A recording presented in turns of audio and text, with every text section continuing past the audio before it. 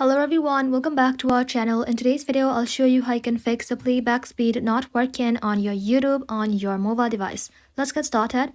So for that, first of all, you have to simply first close the YouTube application. So go ahead and simply swipe up from the bottom and then swipe away YouTube app to close it completely and then reopen it. This will refresh the app and often fixes the issue. Now tap on any video, then tap on the square-like icon. Inside here, select playback speed. And now move the slider to choose the speed you want. And if it's still not working for you, head back to your home screen and then restart your iPhone. Hold the volume up button and the power button, then slide to power off. Wait for 10 seconds and then turn it back again. This clears minor system glitches.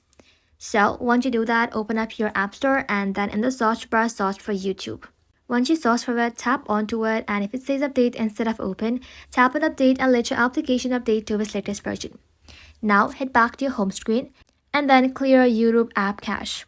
iPhone does not have a clear direct cache button, so what you need to do is simply open up settings, then simply tap on general, tap on iPhone storage, search for YouTube and then tap onto it. Now tap on upload app, then tap on upload app again. This removes the cache without deleting your data. And also check your internet connection.